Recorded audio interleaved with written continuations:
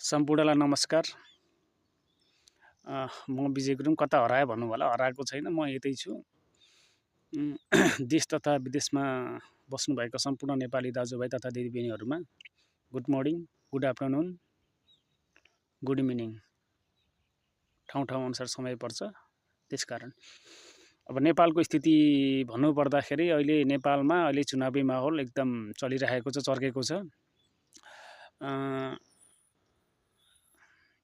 सम्पूर्ण पार्टीहरूले आफ्नो अधिवेशनहरू, टिकट बाँड्ने कामहरू भइरहेको छ। अब हामीले यो प्रतिनिधि सभाको चुनावको लागि चाहिँ के गर्नुपर्छ भन्दाखेरि पार्टीलाई हामीले हेर्नु होइन, पार्टीलाई हामीले कहिले पनि हेर्ने होइन, व्यक्तिलाई हेर्ने हो।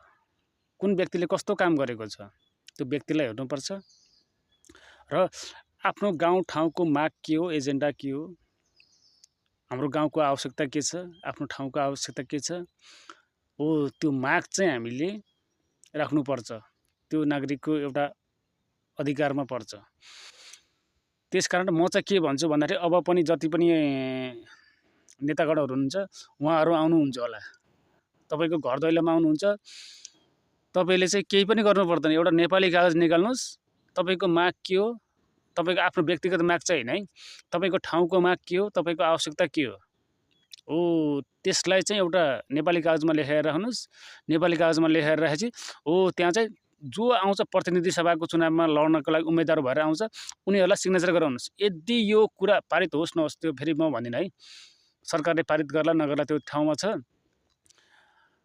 त्यो कुरा चाहिँ हाम्रो एजेन्डा, हाम्रो माग, हाम्रो आवश्यकता चाहिँ संसद भवनमा गएर सुनाइ हुनु पर्यो, बोलिदिनु पर्यो। त्यति बोलिदियो भने मात्र पनि बरु पारित होला नहोला त्यो ठाउँमा छ। तर त्यो बोल्नु पर्यो कि त्यो संसद भवनमा गएर नाक कोटाउने, कान कोटाउने, कपाल कनाउने त्यो गरेर हुँदैन। बोल्नु पर्यो कि, बोल्ने क्षमता हुनु पर्यो मान्छेको। नबोलिकन गएर संसद भएर चुनावी माहौलमा के गर्नुहुन्छ तपाईँहरू? आएर त्यो सबैलाई नमस्कार गरेर हुँदैन। तपाईँको नमस्कार ठाउँमा छ। चुनाव जितेर हामीले यहाँबाट लहर दिन्छौँ, ल चुनाव जितेर लहर दिन्छौँ, पठाइदिन्छौँ। त्यहाँ गएर तपाईँ नाक कोटाउनलाई, दाँत कोटाउनलाई पठाएको होइन, तपाईँलाई त्यो भत्ता बचाउन पठाएको होइन।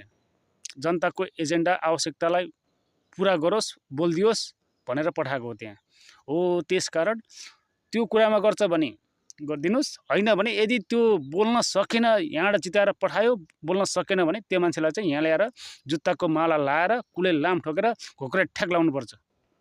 मेरो चाहिँ यो माग यही हो।